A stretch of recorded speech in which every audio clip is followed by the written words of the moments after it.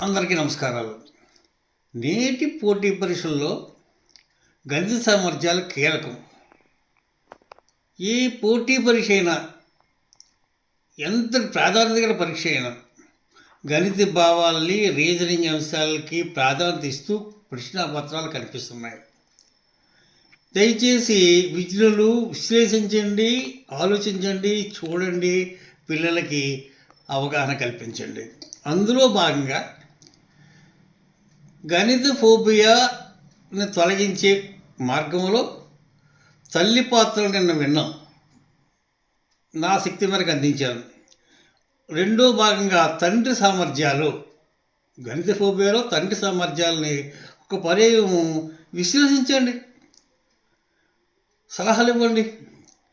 తండ్రి తాలూక కర్తవ్యం. నవదంపతులు, నేను తీసుకున్నది నవదంపతులు తీసుకున్నాను అంటే వారు కూడా ఒకప్పుడు విద్యార్థులుగా ఉండేటువంటి వాళ్ళు నేటి పోటీ ప్రపంచంలో విద్యా సంస్కరణ ఫలితాలు, ప్రతిభ చుట్టూ ఉద్యోగాల్లో పిల్లల సామర్థ్యాలు కేవలం ఉపయోగిస్తాయని తప్పించి ఏ రకమైన రాజకీయ ధన ప్రభావం లేదని తెలిసినటువంటి దంపతులు, నేటి నవదంపతులు, వారిలో ఈ గణిత ఫోబియా పట్ల అవగాహన పూర్తిగా ఉంది. అయితే వారు ఏమిటంటే ఎప్పటి వలె అందరి వలె తన పిల్లలు కూడా చదివించి మార్గాన్ని ఆలోచిస్తున్నారు, కానీ వారిలో నిగూఢంగా దాగిన శక్తిని ఈ గణిత ఫోబియా పోగొట్టడంలో ఉపయోగించడం లేదేమో అని నా భ్రమ. చేస్తున్నానేమో, కానీ నా తాలూకు పరిధిలో నేను గమనించిన విషయాల్లో తక్కువగా ఉన్నాయి. మరికొంచెం చేస్తే గణిత ఫోబియాని తొలగించగలిగే శక్తి ఆ నవదంపతుల్లో ఉందన్నది నా భావన. తండ్రి చూడండి, పిల్లలు అనేసరికి మరి కాస్త మరింత కష్టపడి అదనంగా సంపాదిస్తే పిల్లలకు పనికొస్తుందని ఎక్కువ తాపత్రయం పడి ఆలోచన చేస్తుంటారు. అలా కాకుండా ఆ పిల్లలతో రోజు ఒక గంట సమయం గడిపేలా ఉంటే ఆ సంపాదనలో ఉండేటువంటి, ఆ జ్ఞానంలో ఉండేటువంటి ప్రాధాన్యతను గుర్తించాలనేది వారు ఆలోచించాలి. వారి శక్తి సామాన్యం కాదు. వారిలో ఉండేటువంటి శక్తిని బాల్యం నుండి పిల్లలకు అందించగలిగినటువంటి తండ్రి సామర్థ్యాలు గురించి తెలియచేయాలన్న నా భావన. కాబట్టి గణిత ఫోబియా తల్లిదండ్రుల సామర్థ్యాలు అన్నది మీ ముందు ఉంచుదలను విశ్లేషించండి. పిల్లలకు ఆనందాభ్యాసం అందించగల శక్తి తండ్రిలో ఉంది. అంటే జాయ్ఫుల్ లెర్నింగ్ని అందించే శక్తి. బాల్యం నుండి పిల్లలకు తమతో బజార్కు తీసుకువెళ్ళి ఇతర ముఖ్య ప్రదేశాలకు తీసుకుని వెళ్తుంటారు. పిల్లల్లో కొత్త విషయాలు తెలుసుకోవాలనే కోరిక, వాటిని సొంతంగా చేయాలనే తపన ఉంటుంది. ఈ రెండింటి సమన్వయంతో విద్యా ప్రమాణాలు పెంచగలిగే శక్తి తండ్రిలో ఉందన్నది నా భావన. స్వేచ్ఛ పర్యవేక్షణ. పిల్లలు స్థాయిలను అనుసరించి వారికి ప్రాథమికంగా సమాజంలో వివిధ వస్తువులు, షాపులు, సమస్యలు, వివిధ సంఘటనలు చూపించి వాటి ప్రాధాన్యత సరదాగా చెప్పండి, వివరించండి.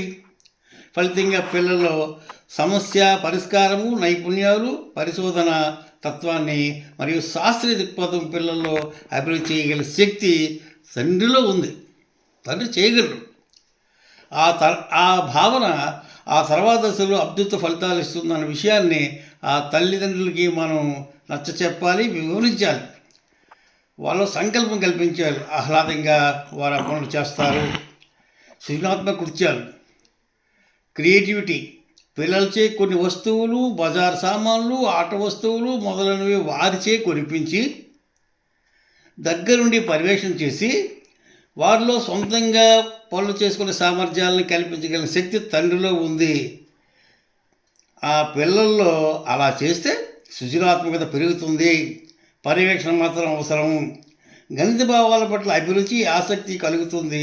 నేను మా మనవరాలను 2వ తరగతిలో ఉన్నటువంటి మనవరాలుకి డబ్బులు ఇచ్చి నేను వెనక్కి ఉండి అన్ని సామాన్లు తనతోనే కొనిపించాను. తను ఇంట్లోకి వచ్చి ఆ డబ్బులకి ఆ సామాన్లకి సరిపడాయో లేదో వాళ్ళ నాన్నమ్మకి చెప్పిన విషయాన్ని చూసి నాకు ఈ కాన్సెప్ట్ మీద విపరీతమైన విశ్వాసం పెరిగింది. అదే మీ ముందు ఉంచుతున్నాను. కాబట్టి సృజనాత్మక శక్తి పెరగాలంటే పిల్లలకు స్వేచ్ఛ ఇచ్చి తండ్రి వెనకాలంటే ఖచ్చితంగా సామర్థ్యాలు పెంచగలము అన్నది నా విశ్వాసం. గణిత భావాలు ముఖ్యంగా పిల్లల్లో సహజంగా కొత్త విషయాల పట్ల ఆసక్తి, అవగాహన చూపిస్తారు.